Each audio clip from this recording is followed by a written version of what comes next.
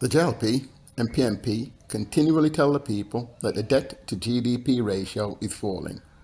The ratio is supposed to be an indication of the ability of a country to repay debt, but it is used as an instrument to lend at high interest rates to poor countries. Poor countries have low GDPs, therefore their debt to GDP ratios tend to be high and they are labelled as risky. Under this economic model, the interest rate for so-called risky countries is high, and risky countries tend to be like Jamaica, that is exploited and black. So the goal is not to lower the debt to a specific figure, but to lower the ratio because that is supposed to make the country look less risky for investors. For 10 years, Jamaica has been using around a third of annual budget to service debt, but being less risky does not appear to be beneficial. The ratio has fallen from 147% to around 80%, but our interest rates have remained astronomical. In the previous financial year, the ratio was 96.3% and 138 billion was spent on interest. That's over 900 million US. A year later, the ratio is below 80%, but the interest payments for this financial year has increased to 155 billion. That's around 1 billion US. The fall in the ratio affects the acquisition of new loans, but does not impact the loans already on the books. In my humble opinion, the ratio has been used as a financial weapon to stop state investment to boost GDP, which would actually result in the lowering of the ratio. Japan has had a ratio greater than 135% for 2 decades, and in March it was 263%, but no lender is pressuring Japan to lower their ratio, and they continue to borrow at affordable rates. In 2021, France had a ratio of 113%, but borrowed at minus 0.06%. Today, he's going to borrow 6.2 billion euros. The debt auction will take just 20 minutes. These government traders are evaluating bids from 15 French and international banks. In less than 20 minutes, they have offers worth over 24 billion euros. That's 4 times the amount they're seeking. Investors are rushing to lend money to France. People are sure that if they own this asset and wish to resell it, we will offer them a very good price. 20 minutes later, it's done. France will borrow the money it needs at a negative interest rate of 0.6%.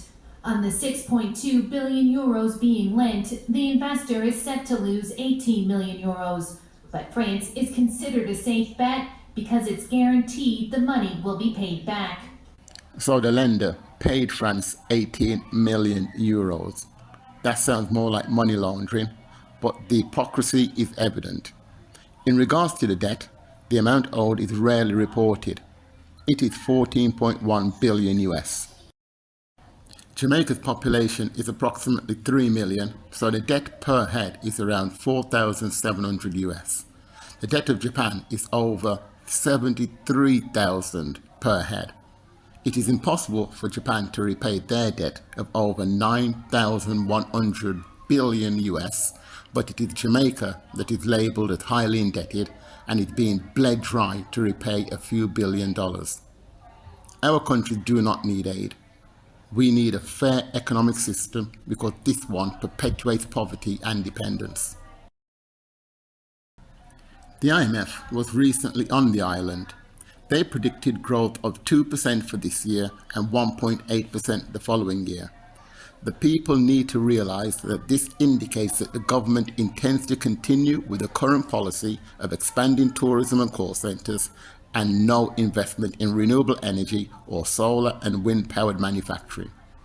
GDP could be greatly increased by these investments, but the IMF and JLP have doubled down on debt reduction and the service sector industries to maintain a stagnant economy. Nothing will change because the debt is a real cash cow for loan sharks. Look at the previous financial year. Clark spent over 2,000 million US on a debt that went down by just 235 million. Here is his statement about his celebrated debt management in a March 2023 budget debate. Our nominal debt, that is the Jamaican dollar equivalent of our debt, is in the same ballpark. It's slightly lower than it was a year ago, but the same general ballpark.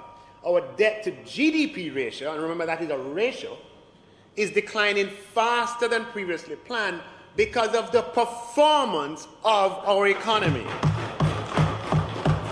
When you budget $2 billion to service debt, a year later the figures should not be in the same ballpark, but they were.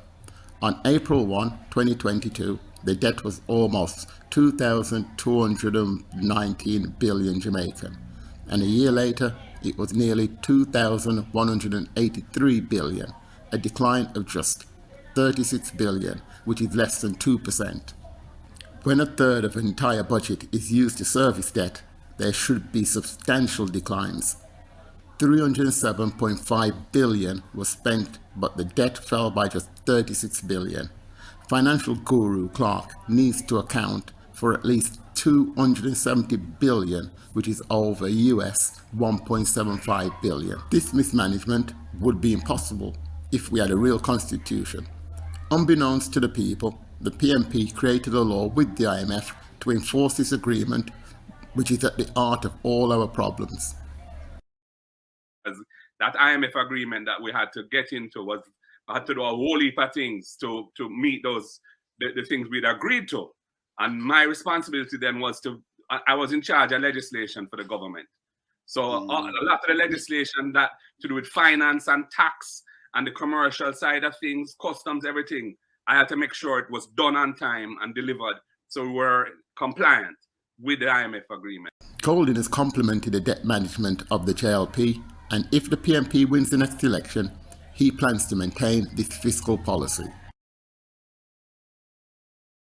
If you had to compliment the government for a job well done, what job would that be?